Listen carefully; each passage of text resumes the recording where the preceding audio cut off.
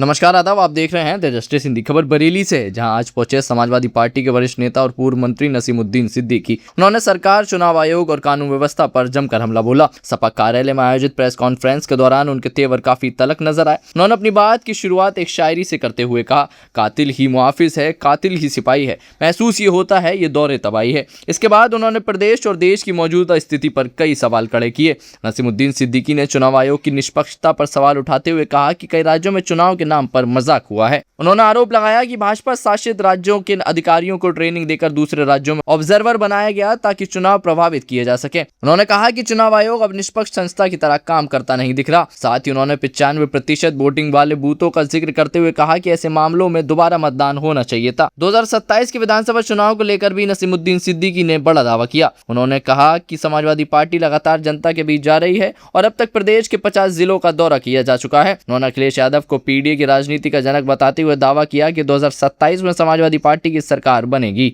सुनिए क्या बोले पूर्व मंत्री।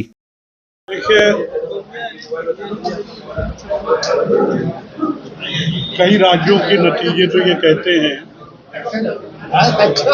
कि वहाँ चुनाव हुआ ही नहीं, क्योंकि हम तो समाजवादी पार्टी के लोग पहले से कह रहे थे कि निष्पक्ष चुनाव नहीं हो रहा है। SIR शुरू हुआ तभी समझ में आ गया था कि निष्पक्ष चुनाव नहीं होगा। SIR अगर कराना था तो पहले कराना था ना। उत्तर प्रदेश के चुनाव के लिए 1 साल था। उत्तर प्रदेश के चुनाव, विधानसभा चुनाव के लिए 1 साल था। SIR पूरा हो गया। बिहार और बंगाल में SIR कब होता है? जब चुनाव के 1 महीना रह जाते हैं। नहीं समझ में आता है। दूसरी चीज ये है कि लगभग 95% वोट पोल हुआ, नहीं समझ में आता है। जबकि ये प्राविधान रहा है और है कि 90% से ऊपर अगर वोट पोल होता है तो पुनर्मतदान होना चाहिए। लेकिन चुनाव आयोग जो है वो भारतीय जनता पार्टी के हाथ का खिलौना है। भारतीय जनता पार्टी चुनाव आयोग को कहती है बैठ जा तो बैठ जाता है, और भारतीय जनता पार्टी कहती है खड़े हो जाओ तो खड़ा हो जाता है। 5 राज्यों में, खासतौर पे वेस्ट बंगाल में, तो मैं कहूँगा चुनाव ही नहीं हुआ। कहाँ चुनाव हुआ? ऐसे चुनाव होता है? आपने छांट करके पूरे इंडिया में जहाँ भी भारतीय जनता पार्टी की जिन प्रदेशों में सरकारें हैं, वहाँ के IAS IPS अधिकारियों को आपने ऑब्जर्वर और दूसरे पुलिस अधिकारियों को पहले ट्रेनिंग दी कि कैसे बेईमानी करना है, और फिर इसके बाद वेस्ट बंगाल में आपने लगा दिया। क्या है?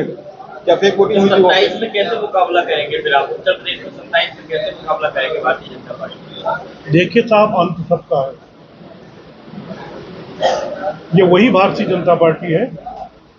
मैं रिकॉर्ड के आधार पे बता रहा हूँ, आके गूगल में जाइए देख लीजिए कि जिस भारतीय जनता पार्टी के 1984 से लेके 1989 तक पूरे देश में 2 MP थे, ये वही भारतीय जनता पार्टी है। आज कई प्रदेशों में सरकारें हैं, केंद्र में सरकार है। हमारे यहाँ फिरौन और नमरूद हुए हैं, उन्होंने अपना स्वर्ग नरक बना रखा था। जब फिरौन और नमरूद नहीं रहे तो भाजपा कहाँ रहेगा? अब भाजपा को तोड़ के मानते हो? कैसे तोड़? चुनाव EVM से ही होगा तो कैसे करेंगे? आप लोग अब क्या तैयारी करेंगे? किस तरीके से लोगों का भरोसा? हर बात का जवाब देंगे। आपकी हर बात का जवाब देंगे। अपनी रणनीति आउट नहीं करेंगे। तुरंत आप 10 मिनट बाद दिखाना शुरू कर देंगे और हमारा विरोधी उसकी काट ढूंढना शुरू कर देंगे।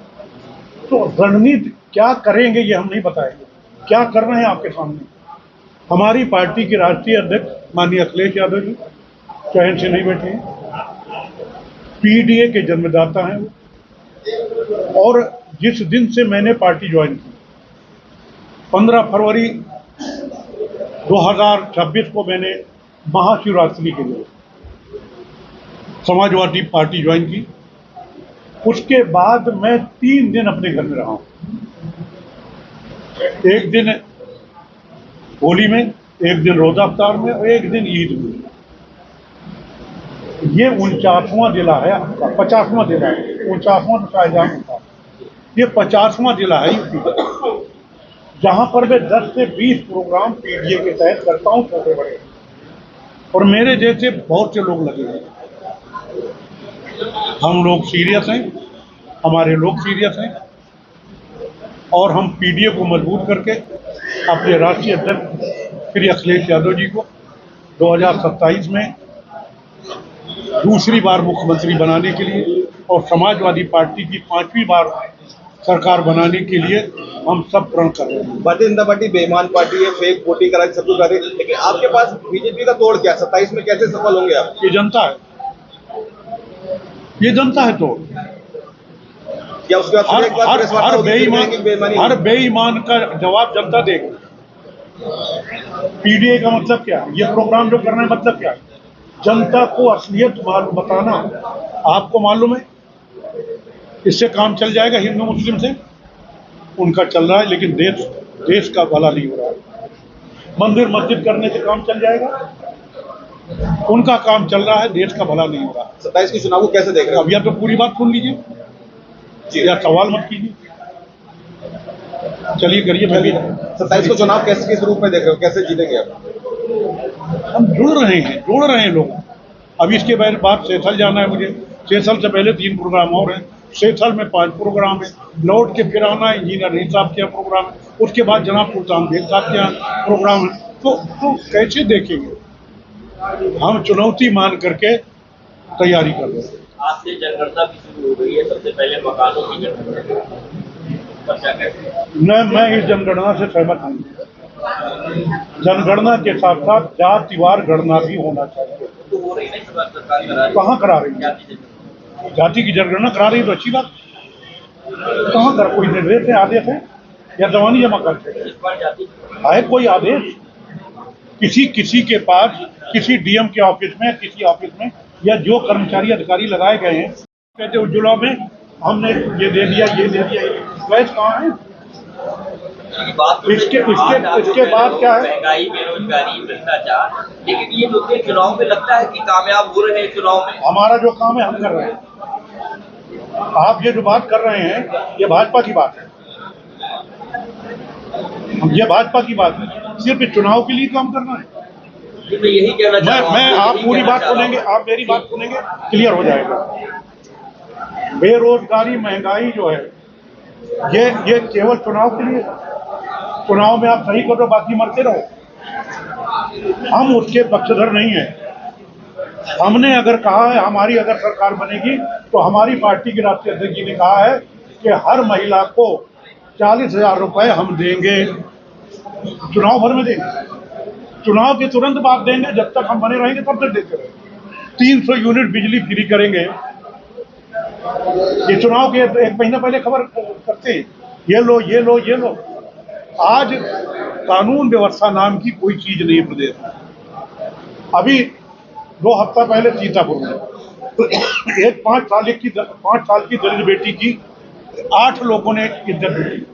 वो लड़की मर गई, पता चला वो आरएसएस के लोग। मेरठ में माँ बेटी को दौड़ा दौड़ा के मार दिया गया, जाटो समाज, और कहते हैं हम राम सेना में। अरे मर्यादा पुरुषोत्तम भगवान राम को तो ऐसे कामों में छोड़ दो भाई। मर्यादा पुरुषोत्तम भगवान राम को जहाँ मर्यादा पुरुषोत्तम की डिग्री मिली है, जहाँ उपाधि मिली है, उस जिले में मैं पैदा हुआ हूँ। आगे चलिए, सोनभद्र में क्या हुआ आदिवासियों के साथ, आदिवासी बेटियों के साथ। अभी हाथरस में क्या हुआ, टाइम निकल गया, इज्जत लूटी गई, सब किया गया, और फिर उसके बाद वो इज्जत जिसकी लूटी गई उसको मार दिया गया। और पुलिस प्रशासन ने, जिला प्रशासन ने रात को पेट्रोल डीजल डाल के 2 बजे रात को उसको जला दिया। ये आपकी सरकार है।